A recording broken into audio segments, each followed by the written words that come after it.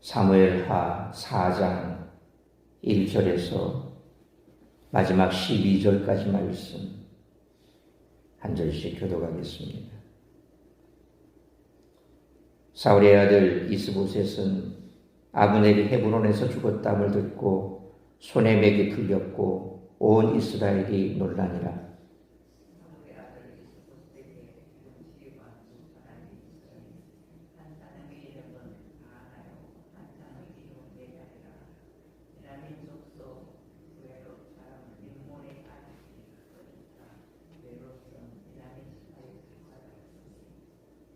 일찍이 부에롤 사람들이 깃타임으로 도망하여 오늘까지 거기에 우거함이더라.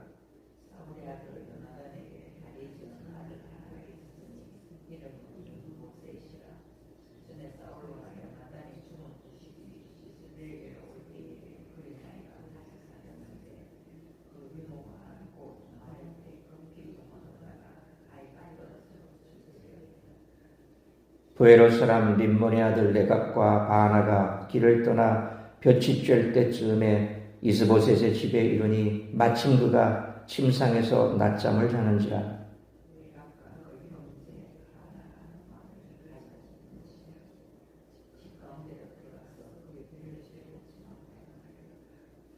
그들이 집에 들어가니 이스보셋이 침실에서 침상 위에 누워 있는지라. 그를 쳐 죽이고 목을 베어 그의 머리를 가지고 밤새도록 알아가길로 가.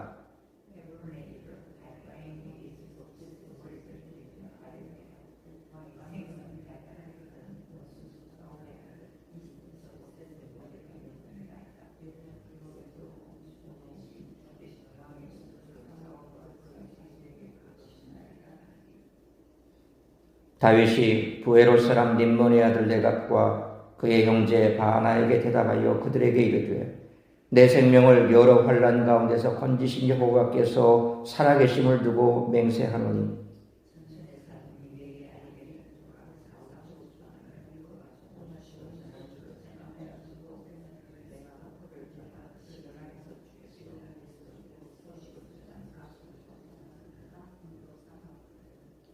하물며 악인이 의인을 그의 집 침상 위에서 죽인 것이겠느냐. 그런즉 내가 악인의 피 흘린 죄를 너희에게 갚아서 너희를 이 땅에서 없이 하지 아니하겠느냐 하고 청년들에게 명령하매 곧 그들을 죽이고 수족을 베어 헤브론 목가에 매달고 이스보셋의 머리를 가져다가 헤브론에서 아브넬의 무덤에 매장하였더라.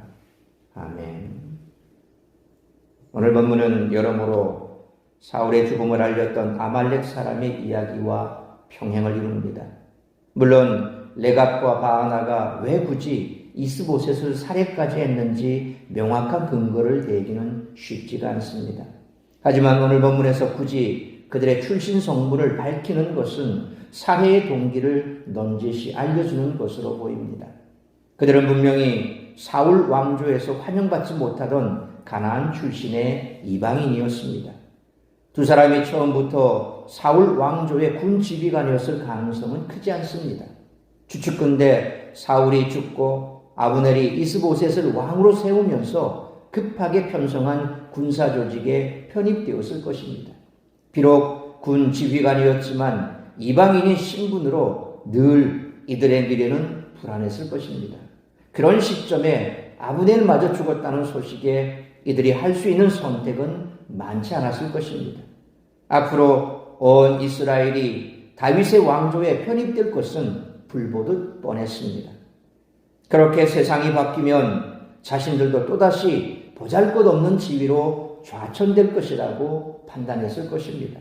아마도 그런 배경에서 공을 더 적극적으로 세우려는 욕심에 이스보셋을 살해했을 것입니다. 그러나 그런 동기가 살해를 정당화해 주지는 않습니다. 다윗은 여기서도 분명한 명분을 쌓습니다. 그에게 다리를 저는 무비보셋을 빼면 이스보셋이 마지막 정적입니다. 어쩌면 레갑과 바하나는 다윗을 대신해 정적을 제거해 준 셈입니다. 다윗에게는 유리해졌지만 그는 그런 내색을 전혀 하지 않습니다. 이는 지금까지 다윗의 행보에서 보듯 분명히 양면적입니다. 정치적이면서 동시에 본질에 충실한 모습입니다. 사무엘서의 화자는 이런 이야기를 반복함으로써 독자들에게 올바른 판단을 권면하고 있습니다. 다윗이 사울을 여호와께 기름 부음 받은 자로 인정하며 그를 죽이지 않겠다고 선언했던 것은 결국 왕이 되지 않겠다는 말이나 다를 바가 없었습니다. 하지만 하나님은 당신의 섭리로 악인들을 사용하사 다윗의 대적들을 차례로 제거하시고 다윗에게 이스라엘을 맡기셨습니다. 따라서 이와 같은 오늘 본문의 말씀을 통해 우리들이 깨달아야 할 것은 첫째로 1절로 4절 말씀처럼 성도는 사람, 돈, 힘이 아니라 하나님의 섭리와 주권을 신뢰해야 한다는 것입니다.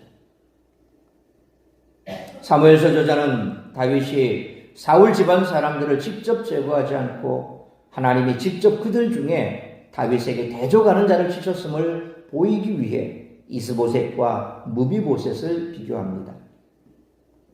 이스보셋은 1절로 2절 말씀처럼 사울의 아들이었고 아브넬이 헤브론에서 죽었다는 소식에 손에 맥이 풀렸다라고 합니다. 이는 전의를 상실했다는 의미로 여겨집니다. 결국 그는 두 군 지휘관 바나와 레갑의 배반으로 죽임을 당했습니다. 그에 비해 요나단의 아들인 무비보셋의 경우 사울과 요나단이 죽었을 때 유모가 그를 떨어뜨려 다리를 절게 되었기에 다윗을 대적할 능력이 없었습니다. 손에 맥이 풀린 이스보셋과 다리를 저는 무비보셋은 대조적으로 보입니다.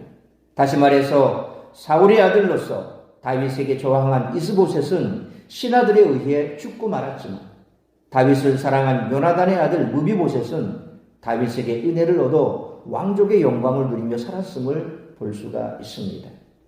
그러므로 사람, 돈, 힘이 아니라 하나님의 섭리와 주권을 신뢰하며 살아가는 우리 모두가 되시기를 축원합니다. 두 번째로 5절로 8절 말씀처럼 성도는 불의를 행하지 않고 항상 공의와 선행을 실천해야 한다는 것입니다. 5절 상반절 말씀처럼 이스보셋의 죽음에 관한 기사는 그와 그를 죽인 두 군 지휘관 레갑과 바나가 얼마나 비루한 자들이었는지를 잘 보여줍니다. 이 기사는 두 번에 나누어 기록되었는데 이는 증인 또는 증거를 상정하는 숫자 2를 사용함으로써 이스보셋이 다윗에 의해 죽은 것이 아니라 그 부하들에게 무가치한 죽음을 당했음을 강조합니다. 5절 하반절과 7절 상반절에서 이스보셋이 볕을 쬐을 때 곧 한낮에 낮잠을 자다가 살해당했음을 말씀하고 있습니다. 6절 하반절로 7절 하반절 그리고 8절 상반절 말씀처럼 레갑과 바하나는 그의 배를 찔러 죽인 후 그 머리를 베어 다윗에게 바칩니다. 이들이 다윗에게 전한 말에는 진리가 담겨 있는데 실제로 여호와 하나님은 8절 하반절 말씀처럼 이 두 명의 악인을 사용하셔서 다윗의 원한을 사울과 그 후손에게 갚아주신 것입니다. 실제로 하나님은 의인이 악인과 싸우게 하시기보다는 오히려 악인들이 자멸의 길을 걸어가게 하시는 방법으로 심판하는 경우가 많습니다. 그러므로 성도는 불의를 행하지 않고 항상 살아계신 하나님을 믿음으로 공의와 선행을 실천하며 살아가는 우리 모두가 되시기를 축원합니다. 세 번째로 9절로 12절 말씀처럼 하나님이 악인을 반드시 공의로 심판하실 것을 믿고 기다려야 한다는 것입니다. 하나님은 다윗의 왕위를 위협하는 사울과 아브넬, 이스보셋을 차례로 죽이셨지만 모두 다윗의 손을 사용하지 않으시고 악인들에게 죽임을 당하게 하셨습니다. 세속적인 왕이었다면 당연히 크게 기뻐하며 이스보셋을 죽인 레갑과 바하나에게 상을 주고 자기 신하로 삼았을 것입니다. 그러나 다윗은 9절로 10절 말씀처럼 자기가 사울을 죽였노라 말한 아말렉 청년을 대한 것과 같은 태도를 그들에게 보였습니다. 다윗은 레갑과 바하나가 아말렉 청년보다 더 못한 자이며 11절 말씀처럼 의인을 그 침상에서 죽인 악인들이라 그렇게 평가합니다. 뿐만 아니라 다윗은 12절 말씀처럼 그들을 죽이고 그 수족을 베어 헤브론 목가에 매달게 합니다. 이는 그들이 극악한 행위를 저질렀다는 평가입니다. 다윗은 악인들의 도모에 동참하지 않았습니다. 이와 같이 하나님의 법도를 따라 옳고 그름을 판단하는 자에게 하나님은 복을 주신다는 것입니다. 그러므로 하나님은 반드시 악인을 벌하시고 의인을 보호하며 환난에서 건져줄 것이므로 더디게 보일지라도 하나님이 정하신 방법대로 나아가는 우리 모두가 되시기를 축원합니다.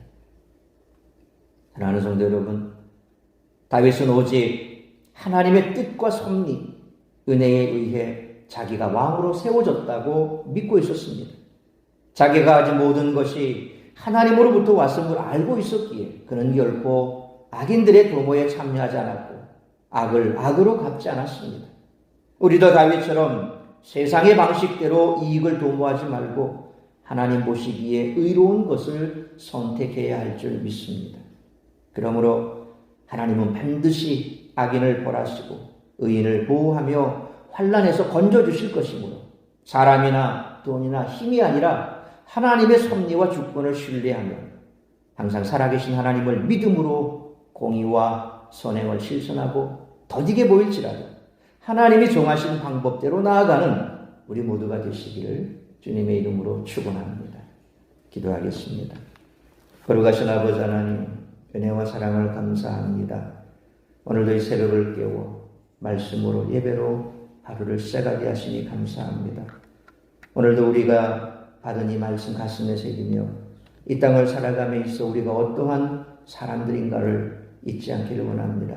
세상 사람들의 방식대로 살아가는 것이 아니라 우리는 늘 하나님의 말씀대로 하나님께서 우리에게 주신 이 말씀을 준행하며 오히려 공의와 선행을 실천하는 삶을 살아가야 할 줄 믿습니다.